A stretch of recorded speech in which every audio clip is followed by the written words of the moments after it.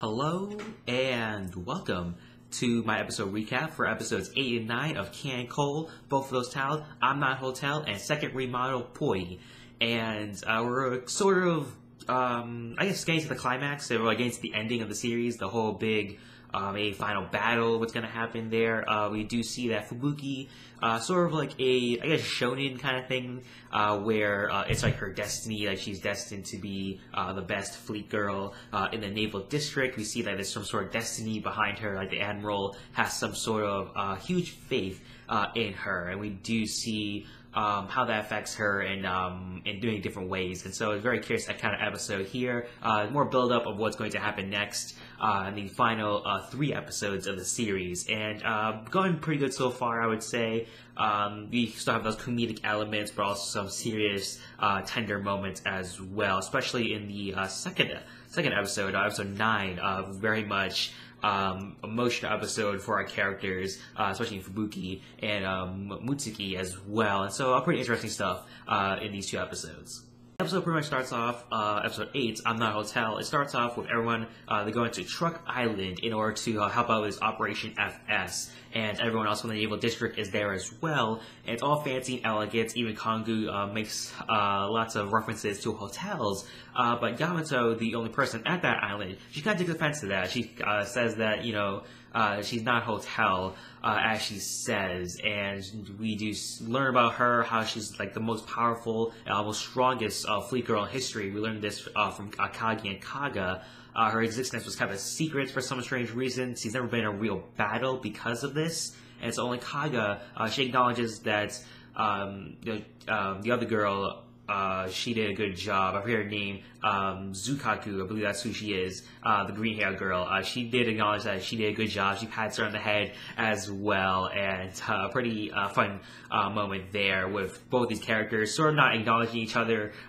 directly, but more indirectly, and we have a little bit of that there as well. We have this cliche with Fubuki sort of theorizing that her and Yamato are like very similar because they weren't very confident going into the water at first of the other fleet girls. And it's sort of like the Naruto syndrome, I guess, because like every story arc and almost every episode of Naruto, you do see that he does see some sort of resemblance to himself with a different character in that little little story that they have here, different story arc they have. And so it's very similar here with Fubuki, thinking that her and Yamato are very similar in different kind of ways, but in the grounds, the whole big picture thing, they are very similar in the way that they are not very confident of their abilities, but they do still want to go out and enjoy sea life and the action with the other fleet girls as well. And so I was kind of annoyed by that because it happens a lot in anime, but it's one of those kind of things there that you kind of have to deal with. But I guess I could see it, but still, I see it so much, especially Naruto, I mentioned before. But I guess you kind of have to deal with it though.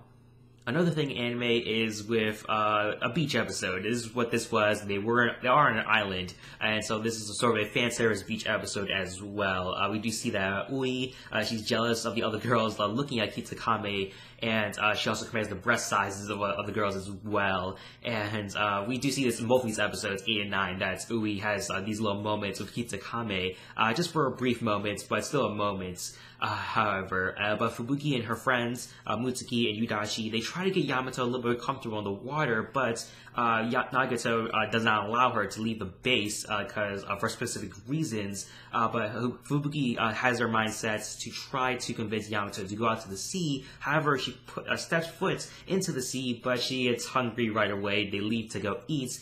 And that's when Mutsuki, Fubuki, and the others, they realize that she's so powerful that she uses up a lot of resources, like even just touching the water for a little bit uses up a lot of her energy, so she has to eat a lot, just kind of like Akagi in a similar way. So Nagato, we do see a little bit of her sort of warming up to the girls and not being so, I guess, strict, you would say, especially with the moments when she's in the bath, like the hot springs bath or whatever, and she's a little chipmunk. She starts talking very cutely, very different than her deep sounding voice, and Mutsu pretends not to notice, but she doesn't bring it up until the end of the episode.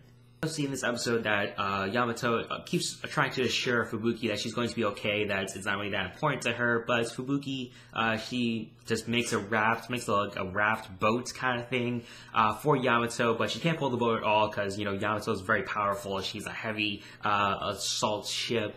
So Mutsuki and Yudachi help out. Enemy ships, they make their way through. Of course, it's one of those kind of things where something bad always has to happen with these kind of moments. But Yamato steps up, destroys them with one hit. Nagato lets the situation pass, and again, Mutsuki sort of acknowledges the Nagato Q moment late before in the episode, and pretty much it ends with Kongu. You know, she's still being Kongu, I guess, not really being very self-aware about other people's feelings, but everything's like sort of okay. Yamato is sort of I guess, accepting her situation thus far, and just has to wait until then, until she's called upon, probably in the last few episodes. Maybe we'll maybe see her again, but we'll have to wait and see on that. But for a rating for episode 8, I'd probably give this one a 6.5 out of 10. It was pretty fun and enjoyable, but again, nothing really much unless Yamato makes a bigger part of the series. But this was sort of an episode where to introduce this very powerful character that hasn't really seen much battle experience, and I don't know whether we'll see it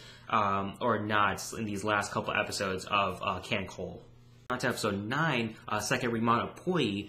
This episode is centered around Yudachi and Fubuki as well. The operation, pretty much from the beginning of the episode, we find out that the operation is almost ready to commence with an 80% success rate, and at the same time, when Nagato, Mutsu, and the others find that about, Yudachi is glowing for some strange reason and is told to go to the factory. And so I guess when you glow, that means you're ready for a remodeling, and you got remodeling according to Akagi, based on like battle experiences, and just many different factors play into whether you're ready for a remodel or not. And so Fubuki and Mutsuki, we have this little montage where they're trying to find Yudachi, their best friend, but all around the factory, but they come across Kitsukami and Ui having their own personal moments.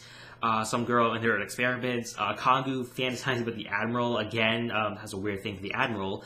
And the girls then discover that Yudachi is remodeled, but Fubuki, being a flagship, is discouraged because why is she getting remodeled, though? She is sort of progressing the ranks of the groups more faster than, I would say, Mutsuki and Yudachi, at least one we've seen so far. But she is discouraged by that. But Yamato and Akagi do help provide her some support in the dining hall while they're eating, and Fubuki gets patted on the head by Akagi, her senpai, and like Akagi also praises her, telling her that, you know, you're getting better and whatnot. And so of course Fubuki, being fascinated by Akagi, more than fascination, more than like a love for Akagi, is just pretty much all like, oh, she patted me on the head, you know, one of those kind of things there for Fubuki. Pretty much I guess a life goal for her, you would say. So now Yudachi with her new modeling, which I guess increases, well, I guess she gets taller a little bit, her leg got longer, her boob size grew an extra cup, I guess. But she is being told that she's being transferred now to Carrier Group 1, while Fubuki is told to go back to the Naval District as Mobile Unit 5 is disbanded and she is no longer a flagship. And now this is very terrible news for Fubuki, who she thought was very much progressing. We see flashback and visions of her, everything that she's gone through throughout her pretty much career in the Naval District, everything we've seen so far in this series, but now she's being told that she's probably not good enough for that. But Kongu, she, you know, despite being not very self-aware in the last episode, she is a nice person. It's probably one of my favorite characters in this series. Helps comfort Fubuki as she just lets out all of her emotions after being in denial from Mutsuki previously. And pretty much her dream of her getting left behind, like she is just afraid of getting left behind by the others. Kagi Yudachi has a dream about that. More flashbacks of her working hard and training hard as well, and so just a very much difficult situation for Fubuki. However, despite all this trouble and whatnot, she does realize that, you know, she is being a little bit selfish, that she should support Yudachi no matter what, and that's what she does pretty much at the end of her little, I guess, drama moments, you would say. But at the meantime, behind that, while Fubuki's being escorted back to the Naval District, Nagato gets word from the Admiral that the pretty much attack on MO is cancelled, and everyone is to return to the Naval District, and because enemy abyssals, they attack the Naval District, destroy everything. The Admiral got everyone out to safety. He maybe died, or he's missing, they say. So again, we haven't really seen this Admiral guy at all, but he's missing so far, so I guess that's one excuse to never show him in the series so far, but we have to wait and see on that. So that thus far, while everyone just repairs their fleets, Naval District as well, Nagato plans to counterattack from the mission left from orders behind the Admiral, but the Admiral left some notes behind, and Fubuki is set to be remodeled soon. Probably in the next episode, perhaps, but definitely Fubuki is definitely much the key to the plan for this MO mission, and so we have to wait and see on that, on what she is going to do in this mission, because it does seem like one of those cliches where the unlikely hero kind of type of character in Fubuki is going to take out the whole entire Abyssal fleet. But for rating, I'd probably give episode 9 a 7 out of 10. I think this is more of a character growth for Fubuki. She is realizing that, you know, it's a lot more than just her progressing as well. It's all about Yudachi as well. And it's pretty funny with, I think there's an article, I believe it's on Anime News Network, where fans have pretty much counted how many times Hidachi has said "poi" a lot, which is pretty much a lot. I never really noticed that until I saw that article that she does say "poi" a lot, and it's pretty funny to just realize that she got her own episode, kind of sharing it with Fubuki, our main character, but definitely very curious on the future of the series, how Fubuki is going to play into the big counterattack mission, and whether Yamato from the last episode, episode 8, will actually play a bigger part in the series, or that it's just their only episode thus far. So I have to wait and see on all those developments for KanColle in the last 3 episodes. But don't forget to put your thoughts and opinions in the comment section down below of these 2 episodes, 8 and 9, I'm Not Hotel, and second Remodel-poi. Thank you for watching this video. Check out my channel, subscribe if you like them. All my episode recaps and reviews and other videos that I've done there. Check out my channel, subscribe if you like it. Thank you for watching this video. Hope you guys have a nice day. Bye bye.